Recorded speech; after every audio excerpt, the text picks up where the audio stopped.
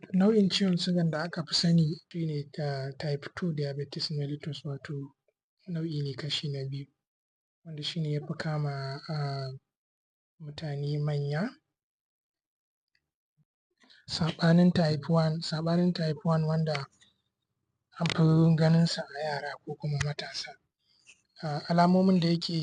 da ake samu a irin wannan diabetes ɗin type 2 shi ne kamar dai wa'ancan, mutum zai na jin yawan ƙishin ruwa ba gaira ba dalili, misali ka sha ruwa ba ka jima da shan ruwa ba ka ƙara ji, sannan yawan fitsari, sannan again da kuma shi ma yawan cin abinci ba ka jima da cin abinci ba ka ƙara jin kana so ka ci wani abincin, sannan akwai yawan gajiya, akwai ganinka zai fara zama dishi-dishi, da kuma idan misali mutum ya ɗan samu rauni kaɗan zai jima bai warke ba, sannan maybe za ka na jin yawan ƙaiƙayin jiki. Wannan suna daga cikin wasu kaɗan daga cikin alamomin ciwon suga wanda aka fi sani da type 2 diabetes mellitus, wanda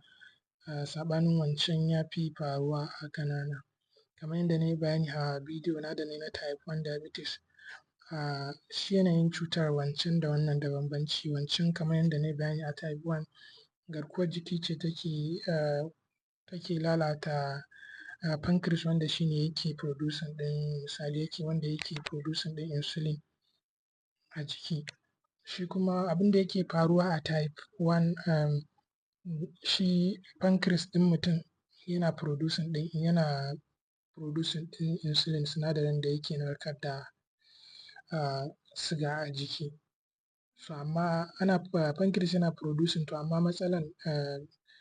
ƙwayoyin halittar jiki wato cells ba sa ɗaukan wannan yanayi da pancreas ɗin yake bayarwa. Misali an yi producing ɗin pancreas a jiki, to ya kamata a ce an narkar da wannan sinadari na glucose ɗin, to amma kuma sai ya ƙi narkewa, sai ya tsaya a cikin jini. So in an auna jinin mutum za a ga alamun suga ya yi yawa, sannan kuma bai shiga cikin ƙwayar halitta ba ta yanda za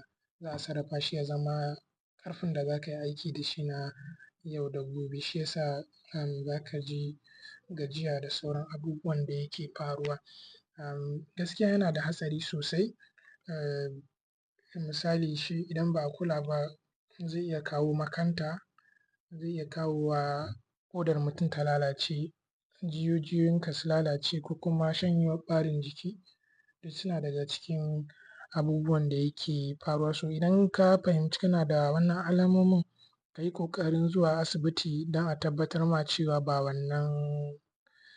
wannan diabetes type 2 ɗin ba ne.